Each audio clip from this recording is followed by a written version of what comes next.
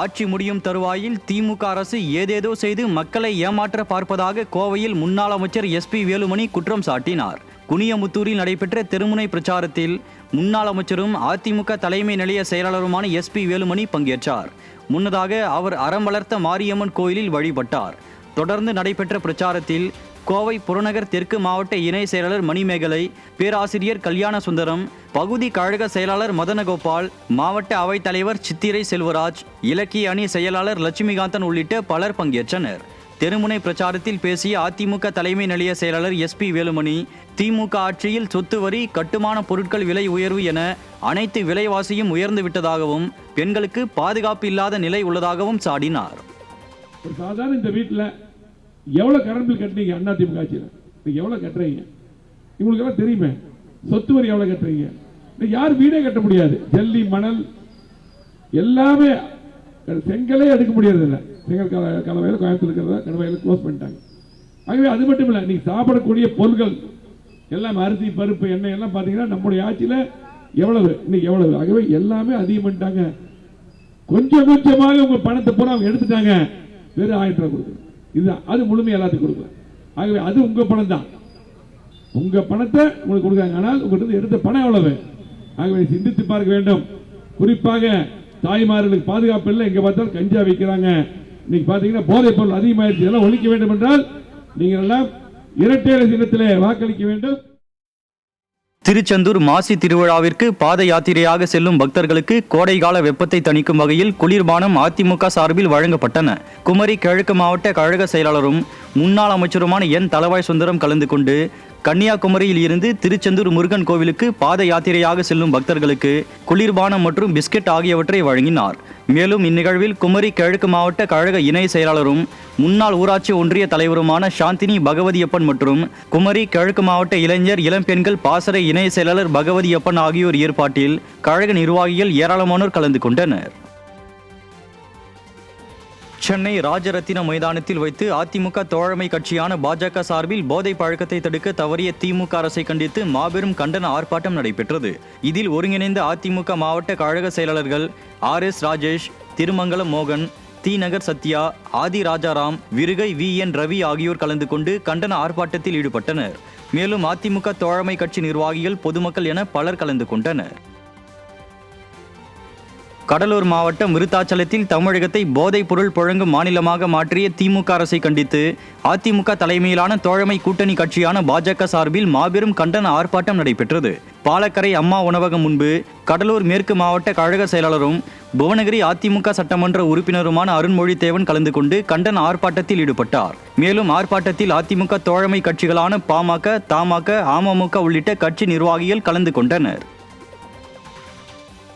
திருவண்ணாமலை மாவட்டம் வேட்டவலம் பேரூராட்சிக்கு உட்பட்ட பகுதிகளில் அதிமுக சார்பில் தெருமுனை பிரச்சார கூட்டம் நடைபெற்றது. முன்னாள் அமைச்சரும் திருவண்ணாமலை கிழக்கு மாவட்ட கழக செயலாளருமான S. ராமச்சந்திரன் மற்றும் மாநில மகளிர் அணி துணை செயலாளர் அமுதா அருணாச்சலம் ஆகியோர் சிறப்பு அழைப்பாளர்களாக கலந்து கொண்டு அதிமுக தேர்தல் வாக்குறுதி சாதனைகளை பொதுமக்களிடம் விளக்கி இரட்டை இலை சின்னத்திற்கு வாக்குகளை சேகரித்தனர். மேலும் வேட்டவலம் பேரூராட்சி கழக செயலாளர் செல்வமணி ஏற்பாட்டில் நடைபெற்ற இந்த நிகழ்ச்சியில் கூட்டணி கட்சி நிர்வாகிகள், பொதுமக்கள் உள்ளிட்ட பலர் கலந்து கொண்டனர்.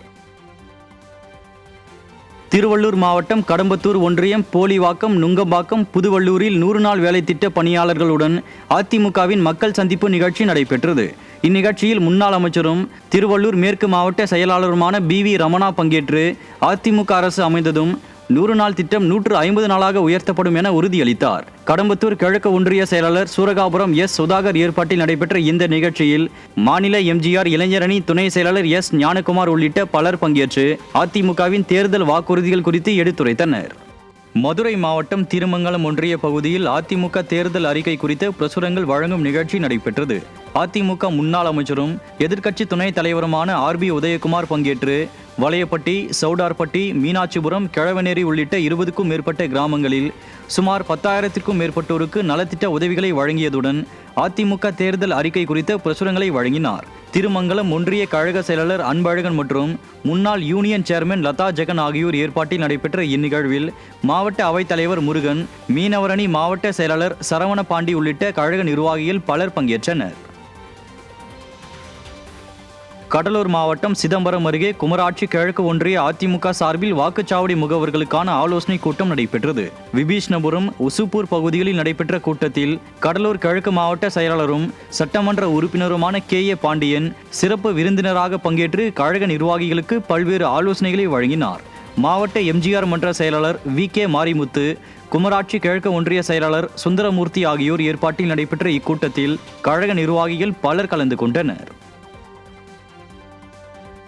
திருச்சி மாநகர் மாவட்ட அதிமுக நிர்வாகிகள் ஆலோசனை கூட்டம் தில்லை நகர் கழக அலுவலகத்தில் நடைபெற்றது.